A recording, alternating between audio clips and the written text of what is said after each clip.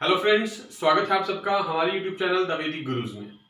आज वैदिक gurus class 11th के लिए एनसीईआरटी बुक का फर्स्ट चैप्टर सेट्स की फोर्थ एक्सरसाइज 1.4 स्टार्ट करेंगे, जिसमें हम आपको सिखाएंगे ऑपरेशंस ऑन सेट्स, यानी कि यूनियन ऑफ टू सेट्स और इंटरसेक्शन ऑफ टू सेट्स में क्या डिफरेंस है और उनको पूरा एक्सप्लेन करेंगे। वीडियो शुरू करने से पहले हमारी आपसे रिक्वेस्ट है, हमारा चैनल द वैदिक गुरुज अगर आपने यूट्यूब से अभी तक सब्सक्राइब नहीं किया है तो अभी सब्सक्राइब कर लें, बेल आइकन बटन जरूर दबाएं। आइए शुरू करते हैं एक्सरसाइज 1.4 ऑपरेशंस ऑन सेट्स। देखिए, basic operations on sets discuss कर रहे हैं। मान लीजिए हमारे पास दो सेट्स हैं। सबसे पहले सपोज सेट ए, कुछ सेट में गिवन है 1 2 3, और कोई एक सेट गिवन है बी जिसके अंदर दो एलिमेंट्स हैं 4 5। हम आपको पहला ऑपरेशन एक्सप्लेन करने जा रहे हैं, यूनियन ऑफ सेट्स। यूनियन का मतलब है हमें इन दोनों सेट्स को कंबाइन करना है, जोड़ना है। तो सिंबल क्या होता है यूनियन का? This is the symbol of union of two sets U. तो देखिए लिख के दिखा रहे हैं, A union B is equals to set A के जितने भी एलिमेंट है वो सारे लिखे जाएंगे 1 2 3, साथ में सेट बी के जितने सारे एलिमेंट है वो भी लिखे जाएंगे 4 और 5। यानी ए यूनियन बी के अंदर हमारे पास 5 एलिमेंट्स आ गए 1 2 3 4 5। एक और एग्जांपल लेते हैं। सपोज कोई सेट है सी 1 2 3 4 5 और एक सेट है डी 5 6 7 और हम लिखना चाहते हैं सी यूनियन डी। तो जब सी यूनियन डी लिखेंगे तो एक सेट सी के सारे एलिमेंट, सेट डी के सारे एलिमेंट कंबाइन करना है। लेकिन कंबाइन करते वक्त आप ये ध्यान रखेंगे यहां पर जो 5 है वो सेट सी में भी आ रहा है और सेट डी में भी आ रहा है। तो रिपीट नहीं करना, क्योंकि ये रोस्टर फॉर्म होती है और रोस्टर फॉर्म में हमने आपको बताया हुआ है कि कोई भी एलिमेंट जो रिपीट करता है उसको एक ही बार लिखा जाता है, यानी 1 2 3 4 5 और ये 6 और 7। तो this is called union of two sets. ये जो यूनियन ऑपरेशन हमने लिखा है ये सेट्स की एग्जांपल के साथ था। अब देखेंगे with the help of Venn diagram, कि अगर वेन डायग्राम की हेल्प से हमें union of two sets explain करना हो तो कैसे एक्सप्लेन होगा। तो देखिए हम क्या करते हैं वेन डायग्राम के लिए। सपोज ये एक रेक्टेंगल है। इस हमारी सेट्स की नोटेशन में चैप्टर में वेन डायग्राम के अंदर जो रेक्टेंगल होगी वो यूनिवर्सल सेट को रिप्रेजेंट करेगी।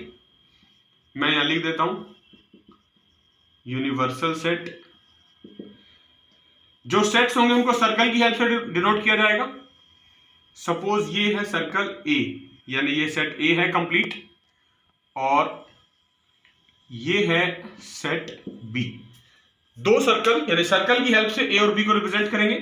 तो जो ए यूनियन बी का जो पोर्शन होगा, अब मुझे ए यूनियन बी रिप्रेजेंट करना है यहां पर, तो किस तरह से रिप्रेजेंट होगा ये देखिए, मैं शेड कर रहा हूं। जो पोर्शन ए यूनियन बी के अंदर इंक्लूड होगा, यानी सेट ए के सारे एलिमेंट इंक्लूडेड होंगे इसके अंदर।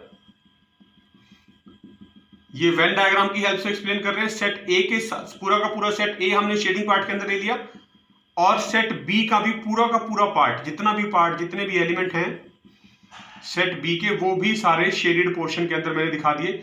यानी इस वेन डायग्राम के अंदर जो शेडेड पोर्शन है हमारा वो रिप्रेजेंट करता है ए यूनियन बी को।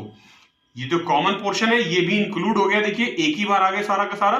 तो आप लिख देंगे shaded portion, shaded portion represents, shaded portion represents A union B, right. ये तो था यूनियन का प्रोसीजर, हमने आपको एग्जांपल की हेल्प से भी बताया, वेन डायग्राम की हेल्प से भी बताया। अब हम बात करेंगे कुछ प्रॉपर्टीज की। प्रॉपर्टीज किसकी? यूनियन की। Properties of union of two sets, union of two sets. तो जैसे आपने प्रॉपर्टीज पढ़ी है अलजेब्रा में, एडिशन की, सब्ट्रैक्शन की, ऐसे ही यूनियन भी एक ऑपरेशन है तो उसकी भी प्रॉपर्टीज हो सकती है। जैसे पहली प्रॉपर्टी है commutative law. Commutative law, commutative law क्या कहता है कि ए यूनियन बी लिखे या बी यूनियन ए लिखे, दोनों का रिजल्ट सेम होता है। दूसरी प्रॉपर्टी है एसोसिएटिव लॉ या एसोसिएटिविटी।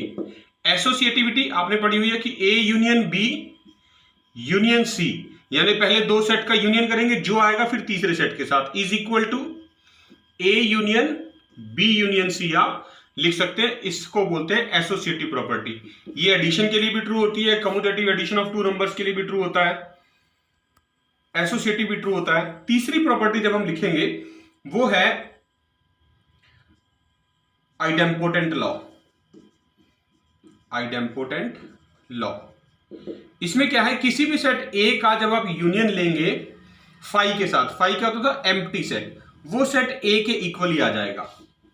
नेक्स्ट प्रॉपर्टी है हमारे पास कि आप सेट ए का यूनियन अगर यूनिवर्सल सेट के साथ लेते हैं, यहां पर मैं यू को डिनोट करूं, जो मैंने बड़े वाला यू लगाया है ये यूनिवर्सल सेट के लिए है। किसी भी सेट का यूनियन मैं यूनिवर्सल सेट के साथ लेता हूं तो रिजल्ट जो है वो यूनिवर्सल सेट के इक्वल ही आता है। और सबसे इंपॉर्टेंट बात ये याद रखनी है, जो एक और प्रॉपर्टी है फिफ्थ की, दो set same A union A लिखे तो रिजल्ट सेट ए ही आएगा। आपने इस चीज को याद रखना है। जो ये ए यूनियन ए लिखा है हमने, इसको हम बोलेंगे, यहां थोड़ा चेंज कर देता हूं मैं, इसको बोल देते हैं law of identity. Third part जो लिखा था हमने, ये है हमारा लॉ ऑफ आइडेंटिटी, यानी फाई जो है हमारे पास एम्प्टी सेट जो है वो एक तरह से सेट की आइडेंटिटी के रूप में एग्जिस्ट करेगा, यानी किसी भी सेट के साथ उसका यूनियन ले तो सेम वही सेट आ जाएगा। और जो ए यूनियन ए लिखा है इसका हम नाम लिख देंगे idempotent law. Idempotent law, right. तो ये सारी की सारी जो 6 प्रॉपर्टीज है, 5 प्रॉपर्टीज, ये हमारी ऑपरेशन ऑन सेट्स में यूनियन वाला जो ऑपरेशन होता है स्पेशली, उसके लिए ये 5 प्रॉपर्टीज हैं। इनका हम यूज भी करेंगे और इनकी वेरिफिकेशन भी करेंगे व्हाइल सिंप्लीफाइंग द क्वेश्चंस। देखिए अब हम बात करेंगे इंटरसेक्शन ऑफ टू सेट्स की। दूसरा ऑपरेशन है सेट्स का। इंटरसेक्शन का जो सिंबल होता है वो इस तरह से होता है, यूनिवर्सल सेट का बिल्कुल रिवर्स, उल्टा कर देंगे उसको। तो देखिए एग्जांपल ले रहे हैं, सेट ए ले लेते हैं फॉर एग्जांपल, जिसके अंदर हम एलिमेंट्स ले रहे हैं 1 2 3 4 5, और एक सेट बी कंसिडर कर लेते हैं जिसके अंदर एलिमेंट्स हैं 4 5 6 7। तो हम इन दोनों के अंदर अब ऑपरेशन लगाएंगे ए इंटरसेक्शन बी। ये जो सिंबल है इसको प्रोनाउंस भी आप इंटरसेक्शन करेंगे, ए इंटरसेक्शन बी। इंटरसेक्शन का बेसिक मतलब होता है कि आपने कॉमन लेना है। क्या करना है, कॉमन, मतलब सेट ए और सेट बी के अंदर जो एलिमेंट्स कॉमन है, जैसे सेट ए में एलिमेंट है 1 2 3 4 5 और सेट बी के एलिमेंट है 4 5 6 7, तो जो एलिमेंट्स कॉमन है सिर्फ वही एलिमेंट्स इंटरसेक्शन के अंदर लिखे जाएंगे, बाकी नहीं लिखे जाएंगे। तो 4 और 5 कॉमन है तो मैं यहां पर लिखता हूं 4 5, तो this is called A intersection B. एक और एग्जांपल लेते हैं। कई बार क्या होता है, मान लीजिए मैंने एक सेट ले लिया है सपोज सी, और जिसके अंदर एलिमेंट्स लिख दिए हैं ए बी सी डी, और एक सेट ले लिया है डी जिसके अंदर मैंने एलिमेंट्स लिख लिए हैं ई एफ, और ये कहा जाता है कि सी इंटरसेक्शन डी लिखो। अब सी और डी में अगर आप इंटरसेक्शन की बात करें, यानी कॉमन एलिमेंट्स कौन कौन से हैं, तो सेट सी के अंदर 4 एलिमेंट है A B C D, set D के अंदर 2 एलिमेंट है ई और एफ, तो कॉमन तो कोई भी नहीं हुआ। तो जब कोई भी कॉमन नहीं है, मतलब कुछ भी कॉमन नहीं आया दोनों सेट्स के बीच में, तो इसका मतलब इनका इंटरसेक्शन जो है वो एक एम्प्टी सेट हुआ। फाइव एम्प्टी सेट का मतलब होता है नो एलिमेंट, तो इसका मतलब इन दोनों में कोई भी एलिमेंट कॉमन नहीं है। तो ये जो सेट आए दो सी और डी, जिनका इंटरसेक्शन एक एम्प्टी सेट आया, फाइव के इक्वल आया, मतलब इनमें कुछ भी कॉमन नहीं है, ऐसे सेट्स का स्पेशल नेम होता है, उसको हम बोलते हैं डिसजॉइंट सेट। क्या बोलते हैं, डिसजॉइंट सेट्स। यानी जब भी कोई आपको डिसजॉइंट सेट का एग्जांपल लिखना हो या डिसजॉइंट सेट्स के बारे में पूछा जाए, तो इसका मतलब यही होता है वो दो सेट्स जिनका इंटरसेक्शन एक एम्प्टी सेट होता है, यानी जिसमें कुछ भी कॉमन नहीं होता, उन सेट्स को हम डिसजॉइंट सेट्स बोलते हैं, राइट। इसी को अब हम वेन डायग्राम की हेल्प से समझेंगे। देखिए वेन डायग्राम की हेल्प से, जैसे हमने यूनियन को वेन डायग्राम की हेल्प से लिखा था, ऐसे ही अब हम इंटरसेक्शन को भी वेन डायग्राम की हेल्प से रिप्रेजेंट करेंगे। वेन डायग्राम की हेल्प से रिप्रेजेंट करते हैं तो हमने आपको बताया था कि एक रेक्टेंगल बनाते हैं। सबसे पहले रेक्टेंगल का मतलब होता है यूनिवर्सल सेट। रेक्टेंगल का मतलब होता है वेन डायग्राम में ये एक यूनिवर्सल सेट है, इसको आप लिख सकते हैं यहाँ पर। ये रेक्टेंगल जो है ये यूनिवर्सल सेट को रिप्रेजेंट करती है। दो सेट्स हैं ए और बी, सपोज ये सेट ए है और ये कोई सेट बी है, ये दो सेट्स हो गए ए और बी। अब हमने बात करनी है इंटरसेक्शन की, तो इसका मतलब है हम ए इंटरसेक्शन बी जब रिप्रेजेंट करेंगे तो जो कॉमन पोर्शन है ये जो कॉमन पोर्शन है दोनों सेट्स का, ये हमारा इंटरसेक्शन बनेगा, यानी जो शेडेड पोर्शन है, जो हमने शेड कर दिया रेड कलर से, ये आपका इसके अंदर ए इंटरसेक्शन बी को रिप्रेजेंट करेगा। तो आपने ध्यान रखना है, मैं इसको यहां लिख भी देता हूं, shaded portion represents A intersection B, यानी इन दोनों में जो कॉमन पोर्शन है उसको ए इंटरसेक्शन बी को रिप्रेजेंट करेगा। अब हम लिखेंगे कुछ properties of intersection of two sets. जैसे यूनियन की प्रॉपर्टीज लिखी थी, ऐसे ही इंटरसेक्शन की भी हैं properties of intersection of two sets. क्या है? पहली प्रॉपर्टी वही कम्यूटेटिव, कि जैसे union of two sets commutative होता है, कम्यूटेटिव लॉ, ऐसे ही इंटरसेक्शन ऑफ टू सेट्स भी कम्यूटेटिव होता है, यानी A intersection B is equals to B intersection A आप रिप्रेजेंट कर सकते हैं और वेरीफाई भी कर सकते हैं, ये इक्वल होता है। सिमिलरली एसोसिएटिव इंटरसेक्शन भी एसोसिएटिव ऑपरेशन होता है, A intersection B intersection C is equal to A intersection B intersection C, ये एसोसिएटिव हो गया। तीसरा हमने आपको बताया था लॉ ऑफ आइडेंटिटी बता देते हैं। देखिए लॉ ऑफ आइडेंटिटी, इसमें क्या होता है, ए इंटरसेक्शन फाई, यानी सेट ए का जब आप एम्प्टी सेट फाई के साथ इंटरसेक्शन लेते हैं तो वो फाई ही आता है, एम्प्टी सेट ही आएगा, राइट। और अगर ए का इंटरसेक्शन यूनिवर्सल सेट के साथ लेते हैं तो आंसर हमेशा सेट ए के इक्वल ही आएगा, राइट। इसके बाद इसमें आएगा fourth part, idempotent law. Idempotent law का मतलब ही होता है विद इटसेल्फ, याद रखने के लिए बता रहे हैं, विद इटसेल्फ। यूनियन में भी आइडेम्पोटेंट लॉ का मतलब विद इटसेल्फ था, ए यूनियन ए लिखा था हमने, और इंटरसेक्शन में भी ए इंटरसेक्शन ए जो होता है वो ए के इक्वल ही होता है। और इसके अंदर एक लास्ट प्रॉपर्टी और ऐड कर रहे हैं, डिस्ट्रीब्यूटिव लॉ के according A intersection B union C अगर लिखा जाए तो जब आप इसको एक्सपेंड करेंगे तो ए का इंटरसेक्शन पहले बी के साथ लिखना है, ए इंटरसेक्शन बी, बीच में ये यूनियन का साइन एज इट इज लगा देना है, और फिर ए का इंटरसेक्शन सी के साथ लिखना है, ए इंटरसेक्शन सी। इस प्रॉपर्टी को बोलेंगे डिस्ट्रीब्यूटिव लॉ। तो these are the properties of intersection of two sets. देखिए अब डिस्कस करते हैं third operation, difference of sets, कि जब डिफरेंस आपको कैलकुलेट करना है, मान लीजिए सेट ए है हमारे पास 1 2 3 4 5 और एक सेट हमने बी ले लिया है सपोज 3 4 5 6 7, और हम लिखना चाहते हैं इनका डिफरेंस, यानी a माइनस बी। तो डिफरेंस जो कैसे कैलकुलेट किया जाता है, तो ध्यान रखना आपने, डिफरेंस कैलकुलेट करते वक्त आपने सेट ए में से, जैसे हमें ए में से बी को माइनस करना है, तो यहां माइनस करने का मतलब इस तरह से है कि सेट ए के अंदर से हमने वो एलिमेंट माइनस कर देने हैं जो बी के अंदर आते हैं। अब सेट ए के एलिमेंट है, देखिए 1 2 3 4 5, सेट बी के एलिमेंट है 3 4 5 6 7, हमें ए में से बी निकालना है, तो ए में से बी निकालना है, तो 6 7 तो इसमें है ही नहीं, तो वो तो निकल ही नहीं सकते, मतलब वो तो पहले ही चले गए। अब बचे क्या, 3 4 5 निकालने ए में से, तो ए में से आप 3 4 5 निकाल देंगे, तो ये जो तीन एलिमेंट है 3 4 5, यानी कि जो कॉमन एलिमेंट है वो छोड़ देंगे, और सिर्फ सेट ए के जो पहले वाला मेन सेट है जिसमें से माइनस करना है, सेट ए के बचे हुए एलिमेंट लिखेंगे, यानी ये दो एलिमेंट बचे हैं, देखिए 1 और 2, तो a माइनस बी बनेगा 1 2। और अगर रिवर्स देखें इसका, मान लीजिए मुझे सेट बी में फिर से लिख लेता हूं 3 4 5 6 7, और सेट ए लिख लेते हैं 1 2 3 4 5। अब मुझे लिखना है b माइनस ए, मान लीजिए b माइनस ए लिखना है, तो अब सेट b में से सेट a के जो कॉमन एलिमेंट है वो निकाल देंगे, तो सेट a के अंदर जो एलिमेंट है वही 3 4 5 कॉमन तो वही रहेंगे, लेकिन अब जो एलिमेंट लिखे जाएंगे वो जो सेट b है उसके जो बचे हुए एलिमेंट है वो लिखे जाएंगे, क्योंकि हम b में से माइनस कर रहे हैं, तो सेट b के एलिमेंट लिखे जाएंगे जो बचे हुए हैं, यानी कि 6 7, तो b माइनस से 6 7 आया, a माइनस बी 1 2 आया था, तो इससे क्लियर हो गया कि जो a माइनस बी है वो किसी भी केस में b माइनस ए के इक्वल नहीं हो सकता, ठीक है। तो this is how we calculate the difference.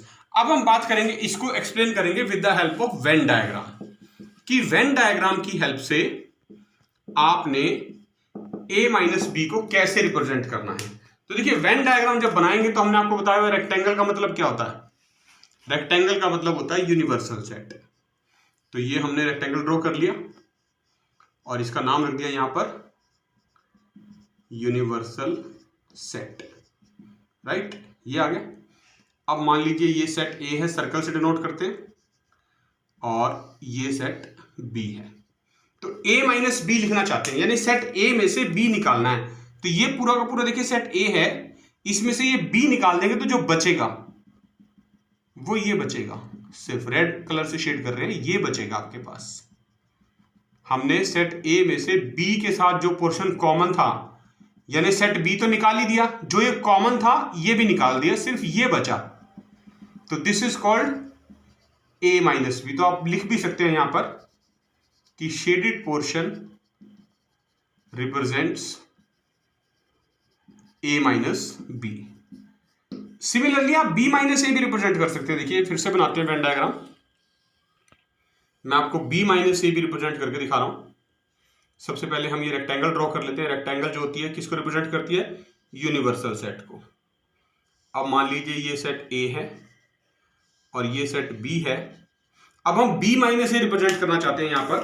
तो b माइनस ए का मतलब है, देखिए b माइनस ए, यानी सेट b में से आप सेट a के सारे एलिमेंट और जो कॉमन पोर्शन है वो माइनस कर देंगे, तो सिर्फ ये बचेगा। ये देखिए हमने आपको ब्लैक कलर से शेड करके दिखा दिया इस बार। तो ये जो पार्ट बचा हुआ है ये रिप्रेजेंट करेगा b माइनस ए। तो आप यहां मेंशन भी कर सकते हैं, shaded portion represents, shaded portion represents b minus ए।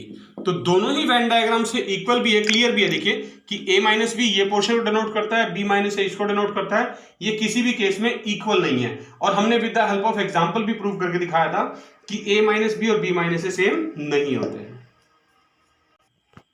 देखिए एक्सरसाइज 1.4 शुरू कर रहे हैं। फर्स्ट क्वेश्चन है, find the union of each of the following pair of sets. Union लिखना है हमें। यूनियन का मतलब होता है टोटल, कंबाइन करके।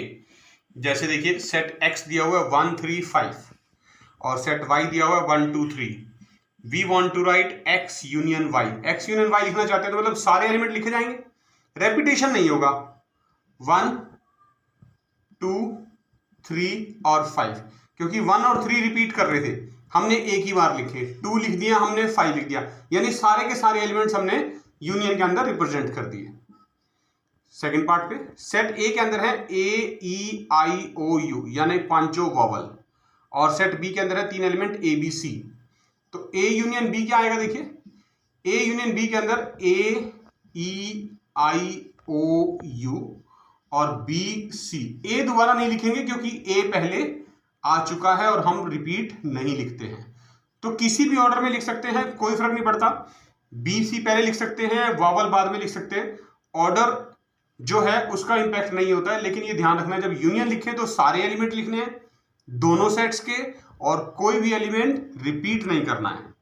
थर्ड पार्ट पे चलते हैं। देखिए सेट ए लिखा है x such that x is a natural number and multiple of 3। Multiple of 3 का मतलब क्या है कि सेट ए के अंदर जो एलिमेंट आएंगे वो आएंगे 3 6 9 12 15 dash dash dash dash dash, बहुत सारे होते हैं क्योंकि नेचुरल नंबर। और सेट बी के अंदर कौन से एलिमेंट आएंगे, x such that x is a natural number less than 6, यानी 6 से कम जो नेचुरल नंबर है कौन कौन से हैं, 1 2 3 4 5। तो ये दोनों सेट आ गए हमारे पास। अब इन दोनों सेट्स का हमने लिखना है यूनियन। तो देखिए ए यूनियन बी कैसे लिखा जाएगा, 1 2 3 4 5, ये तो आएंगे ही आएंगे सेट बी के सारे एलिमेंट। और सेट ए के 3 के बाद जो आगे वाले हैं ये 3 के मल्टीपल, यानी 6 9 12 15 18, और आप आगे डैश डैश डैश लगा के छोड़ सकते हैं। Now let's come on to the fourth part. Set A में लिखा है देखिए x such that x is a natural number and lies between 1 and 6, यानी 1 से तो ग्रेटर है, मतलब 2 से शुरू होंगे, और लेस देन इक्वल टू 6, 6 से कम और बराबर हो सकते हैं, यानी 2 3 4 और 5 और 6 भी हो सकता है। और सेट बी के अंदर लिखने हैं x is a natural number and x is greater than 6, यानी 6 से बड़े 7 8 9, एंड लेस देन 10, 10 से छोटे मतलब 9 पे रुक जाना है। अब इन दोनों का हमने लिखना है यूनियन, ए यूनियन बी। तो ए यूनियन बी में ए के सारे एलिमेंट आएंगे, देखिए 2 3 4 5 6, और बी के सारे एलिमेंट आएंगे 7 8 9। तो this is called A union B. अब बात करेंगे लास्ट पार्ट, देखिए फिफ्थ पार्ट है। हमें सेट ए दिया हुआ है 1 2 3, सेट बी दिया हुआ है 5, empty set A union B लिखना है। तो हमने आपको बताया था, प्रॉपर्टी भी थी यूनियन की कि ए यूनियन 5 जो होता है वो हमेशा सेट ए के इक्वल होता है, क्योंकि एम्प्टी सेट का मतलब है कोई एलिमेंट है ही नहीं। तो यहां पर बी तो 5 है, यानी देखिए 1 2 3, आप चाहे तो ऐसे भी रिप्रेजेंट कर सकते हैं यूनियन 5। तो एम्प्टी सेट का मतलब कोई एलिमेंट है ही नहीं, और ए के तो सारे एलिमेंट हैं 1 2 3। तो ए यूनियन 5 यानी ये तो आएंगे ही आएंगे, प्लस ये भी जुड़ जाएगा, यानी कुछ भी नहीं तो कुछ भी नहीं जुड़ेगा, मतलब सिर्फ 1 2 3 आ जाएगा। तो A union B is equals to 1 2 3, and you can say A union B is equal to A. क्यों आया कि इक्वल? बिकॉज क्लियर है B is an empty set. देखिए सेकंड क्वेश्चन कर रहे हैं एक्सरसाइज 1.4 का। हमें एक सेट गिवन है जिसके अंदर 2 एलिमेंट हैं ए बी, और सेट बी के अंदर 3 एलिमेंट हैं ए बी सी। तो पूछा गया क्या ए जो है वो बी का सबसेट है? तो आप चेक कर सकते हैं कि क्या ए के सारे एलिमेंट बी के अंदर हैं। ए बी इसके अंदर भी है और इसके अंदर भी है, तो इसका मतलब पहले जो पार्ट है हमारा उसका तो आंसर हो गया यस, कि yes A is a subset of B. अब मुझे कहा गया इन दोनों का यूनियन निकालो, ए यूनियन बी। तो ए बी यानी सेट ए के सारे एलिमेंट और बी के ए बी सी के सारे एलिमेंट, तो ए बी तो पहले से लिखा हुआ है, सी और आ जाएगा। यानी जब भी एक सेट दूसरे का सबसेट होता है तो उनका जो यूनियन होता है वो हमेशा बड़े सेट के इक्वल आता है। तो this is clear from this example that A union B is equal to, जो यहां ए बी सी लिखा है वो किसके इक्वल आया? सेट बी के। तो A union B is equals to B. Exactly same third question पूछा है विद द चेंज स्टेटमेंट। अब स्टेटमेंट बदल दी। वो कह रहा है if A and B are 2 sets such that A is a subset of B. उसने आपको 2 सेट दिए, कोई भी अपनी मर्जी से ले सकते हो। तो जब अपनी मर्जी से लेने, मान लीजिए मैं यही ले लेता हूं सेम सेट ए, मैंने ले लिया ए बी और सेट बी ले लिया ए बी सी। कंडीशन भी गिवन है कि A is a subset of B, तो हाँ यहां ए और बी सबसेट भी है, A is a subset of B, yes. तो what is the value of A union B? तो ए यूनियन बी की वैल्यू क्या है? Again A union B is equal to A B C, A union B is equal to B. तो आपने क्या करना है, यहां पर इसका जो सॉल्यूशन है, in the solution part you can write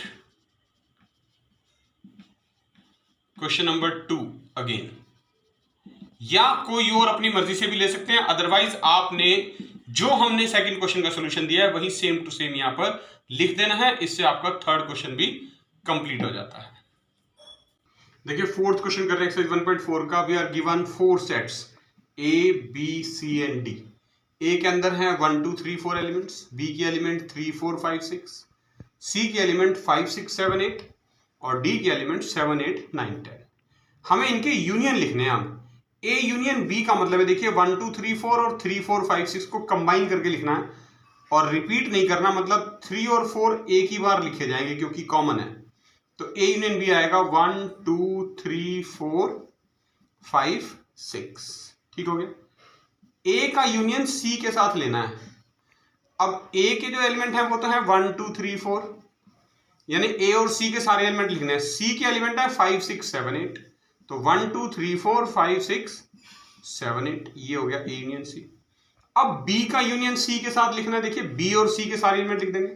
तो बी और सी में 5 और 6 कॉमन है क्योंकि, तो वो एक ही बार लिखे जाएंगे, यानी 3 4 5 6 और 7 8, क्योंकि सी के एलिमेंट 5 6 7 8 है।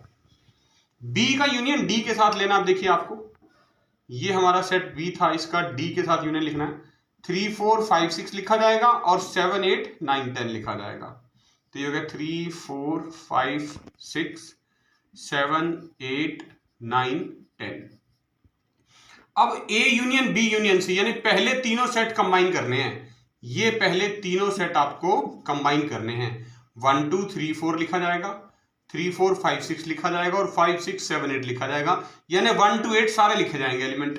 तो 1 2 3 4 5 6 7 8, फिर अब A union B union D लिखना है तो ए बी और डी के सारे लिखे जाएंगे, यानी ए के एलिमेंट से 1 2 3 4, बी के एलिमेंट 3 4 5 6 और डी के 7 8 9 और 10। अब बी सी और डी को कंबाइन करना है तो सेट बी के एलिमेंट लिख रहा हूं, देखिए 3 4 5 6, यूनियन सी, सी के एलिमेंट लिख रहा हूं 5 6 7 8 और डी के लिख रहा हूं 7 8 9 10। तो this is how we can write the union of various sets. देखिए फिफ्थ क्वेश्चन कर रहे हैं एक्सरसाइज 1.4 का, बेस्ड है आपकी बार इंटरसेक्शन के ऊपर कि इंटरसेक्शन फाइंड आउट करने हैं सेट्स के। इंटरसेक्शन का हमने आपको मीनिंग बताया था कि आपने कॉमन निकालने हैं दो सेट्स के। तो फर्स्ट पार्ट में देखिए सेट एक्स दे रखा है 1 3 5 और सेट वाई है 1 2 3। तो x इंटरसेक्शन y यानी दोनों में क्या कॉमन है, 1 और 3, 1 और 3 दो एलिमेंट कॉमन है तो इंटरसेक्शन में आएगा 1 और 3, जो एलिमेंट कॉमन है वही लिखने हैं। सेकंड पार्ट में सेट a के एलिमेंट्स हैं a e i o u, set b के एलिमेंट हैं a b c। तो a इंटरसेक्शन b के अंदर जो एलिमेंट आएंगे वो कौन कौन से आएंगे, सिर्फ a कॉमन है तो सिर्फ a आ जाएगा, एक सिंगल एलिमेंट। थर्ड पार्ट देखते हैं, set A is equal to x such that x is a natural number लेना एंड ए मल्टीपल ऑफ 3, यानी जो सेट A के एलिमेंट आएंगे वो 3 6 9 12 15 18 and dash dash dash dash so on so fourth, multiples of 3 है। Set B में हमने जो एलिमेंट्स लिखने हैं वो नेचुरल नंबर होना चाहिए, लेस देन 6 लिखना है, यानी 1 2 3 4 और 5, ये सेट B के एलिमेंट हो गए। अब इनमें अगर कॉमन चेक करें A इंटरसेक्शन B तो देखिए 1 तो कॉमन नहीं है, 2 भी नहीं है, सिर्फ एक 3 एलिमेंट कॉमन है यहाँ पर बस। उसके बाद ये 4 5 पे खत्म हो जाता है और यहाँ पर सारे एलिमेंट 5 से बड़े हैं, यानी सिर्फ only single element 3 is common to both sets A and B। तो A इंटरसेक्शन B के अंदर सिर्फ एक सिंगल एलिमेंट आएगा 3। फोर्थ पार्ट में देखिए सेट A के एलिमेंट लिखे हैं x is a natural number and lies between 1 and 6, 1 से ग्रेटर लेना है, यानी 2 से शुरू होगा 3 4 5 और 6 तक, क्योंकि इक्वल टू का साइन भी है। और सेट बी के अंदर ग्रेटर देन 6 है, यानी 7 से शुरू होगा 8 और 9, लेस देन 10 है क्योंकि 7 8 9 आएंगे। तो A इंटरसेक्शन B, अब देखिए कॉमन क्या है दोनों में, यहां पर तो है 2 3 4 5 6 और यहां पर है 7 8 9, यानी कुछ भी कॉमन नहीं है, मतलब 5 लगा देंगे, एम्प्टी सेट आ जाएगा। और हमने आपको बताया था कि जिन दो सेट्स का इंटरसेक्शन 5 आता है, एम्प्टी आता है, उनका स्पेशल नाम याद करवा रहा हूं, क्या बताया था, डिसजॉइंट सेट्स कहते हैं उनको। These two sets are called disjoint sets. Now come to the last part, fifth part है A इज इक्वल टू 1 2 3 और B इज इक्वल टू 5। तो ये प्रॉपर्टीज में ही बताया था हमने कि A इंटरसेक्शन 5 जो होता है वो 5 होता है, ये इंटरसेक्शन की प्रॉपर्टी थी। तो देखिए सेट A जो है 1 2 3 लिखा है, सेट B है 5 एम्प्टी, यानी 1 2 3 में तो 3 एलिमेंट हैं, 5 मतलब कुछ भी नहीं है कॉमन। अब कॉमन लेना चाहते हैं A इंटरसेक्शन B, तो 5 के अंदर तो मतलब कुछ भी नहीं, तो 1 2 3 तो कॉमन हो ही नहीं सकता, इसका मतलब एम्प्टी सेट, कुछ भी कॉमन नहीं है, तो A intersection B is equals to 5। देखिए सिक्स्थ क्वेश्चन कर रहे हैं, हमें 4 सेट्स गिवन है A जिसके अंदर एलिमेंट है 3 5 7 9 11, सेट B इसके एलिमेंट है 7 9 11 13, सेट C 11 13 15 और D के अंदर दो एलिमेंट है 15 और 17। A इंटरसेक्शन B लिखना चाहते हैं, इंटरसेक्शन B का मतलब होता है कॉमन। कॉमन कौन कौन से हैं A और B के अंदर, देखिए 3 5 7 9 11 और 7 9 11, तो ये तीन एलिमेंट्स कॉमन आए 7 9 और 11, तो A इंटरसेक्शन B आ गया जी 7 9 और 11। फिर B इंटरसेक्शन C देखना है, यानी B और C में कॉमन देखने हैं। B के हैं 7 9 11 13 और C के हैं 11 13 15, यानी 11 और 13 कॉमन आ गए B और C में, तो लिख देंगे 11 और 13। बहुत आसान क्वेश्चन होते हैं, सिर्फ ध्यान रखना थोड़ा सा, A इंटरसेक्शन C लेना और इंटरसेक्शन D भी लेना। तो पहले इन दोनों को चेक कर लेते हैं कि A और C में क्या कॉमन है। ये A है, ये C है। देखिए A के एलिमेंट है 3 5 7 9 11 और C के हैं 11 13 15, कॉमन क्या आया, सिर्फ 11। तो पहले A इंटरसेक्शन C लिख लेते हैं, ब्रैकेट लगा लेते हैं, बाहर D लगा देंगे बाद में। तो यहां पर तो आगे देखिए सिर्फ 11 इंटरसेक्शन, अब D के एलिमेंट लिख देते हैं, D के एलिमेंट है 15 और 17। अब इनमें देखना है 11 में और 15 17 में कुछ भी कॉमन नहीं है, इंटरसेक्शन लगा बीच में, कॉमन नहीं है तो इसका मतलब आंसर क्या आया 5 empty set. A intersection C लिखना। ए और सी में क्या कॉमन है वो हमने बताया था, अभी सिर्फ 11 कॉमन है ए और सी में, तो ओनली 11।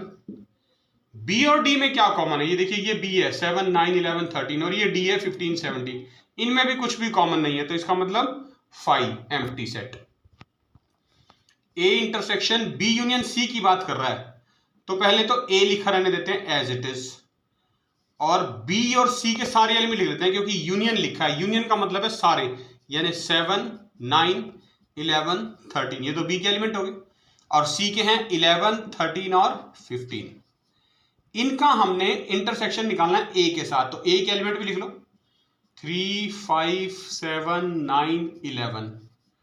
इंटरसेक्शन ये लिख लेते हैं सारा का सारा दोबारा 7 9 11 13 15। लिखने से क्लैरिटी हो जाती है, कंफ्यूजन नहीं होता कोई भी। तो देखिए 7 9 11 7 9 11 ये तीन एलिमेंट कॉमन आ गए, तो इसका मतलब 7 9 11 is the right answer for this part. अब ए इंटरसेक्शन डी कहाँ है, देखिए आप चाहें तो फिर से लिख सकते हैं एक बार, सेट ए के एलिमेंट 3 5 7 9 11, इंटरसेक्शन कॉमन लेना, डी के सारे एलिमेंट है 15 और 17। इन दोनों में कुछ कॉमन आ रहा है, कुछ भी कॉमन नहीं है तो आप 5 लिख देंगे एम्प्टी सेट। और दो सेट्स का जब इंटरसेक्शन 5 आता है तो याद करवा रहा हूं फिर से, नाम नहीं भूलना है, डिसजॉइंट सेट्स बोलते हैं उनको। जिन दो सेट्स का इंटरसेक्शन 5 हो, कुछ भी कॉमन ना हो उनके अंदर, उनको डिसजॉइंट सेट्स बोलते हैं। Now let's come on to the 8th part. 8th part में हमें लिखना है A intersection B union D. देखिए मैं सेट बी के एलिमेंट यहां फिर से लिख देता हूं 7 9 11 और 13, और सेट डी के एलिमेंट थे 15 और 17। हमने इन दोनों का यूनियन लेना है, तो क्या आएगा 7 9 11 13 15 और 17। इसका कॉमन लेना है इंटरसेक्शन ए के साथ, और ए के एलिमेंट कौन कौन से थे वो भी लिख देते हैं। देखिए अब ए के एलिमेंट थे 3 5 7 9 11। इंटरसेक्शन बी यूनियन डी जो हमने भी ऊपर लिखा, रिपीट कर लो 7 9 11 13 15 17।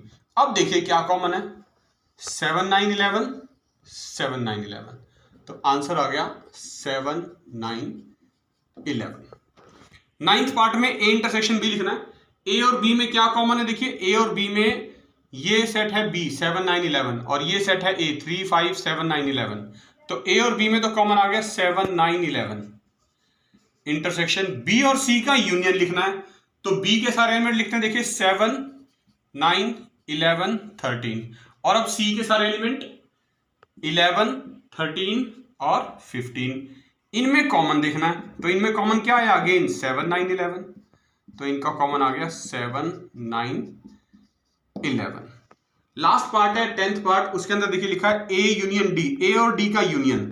तो सेट ए के एलिमेंट लेते हैं पहले सारे 3 5 7 9 11। यूनियन डी के साथ लिखना है, डी के एलिमेंट थे 15 और 17। इंटरसेक्शन का साइन एज इट इज। अब बी यूनियन सी लिख लेते हैं। बी यूनियन सी हमने ऊपर लिखा था ये 7 9 11 13 15, 7 9 11 13 15।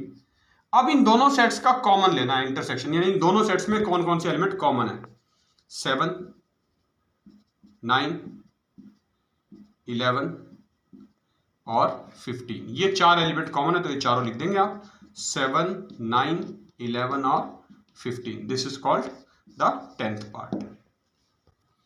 तो ये थे एक्सरसाइज 1.4 फर्स्ट चैप्टर सेट्स के एक्सरसाइज 1.4 के पहले 6 क्वेश्चंस, जिनमें हमने आपको दो सेट्स का यूनियन और इंटरसेक्शन के बहुत सारे एग्जांपल्स डिस्कस किए और उनके अंदर ये ऑपरेशंस अप्लाई किए। आपने इस वीडियो को पूरा देखना है, लाइक जरूर करना है, क्लास 11th के ज्यादातर बच्चों के साथ शेयर भी करना है।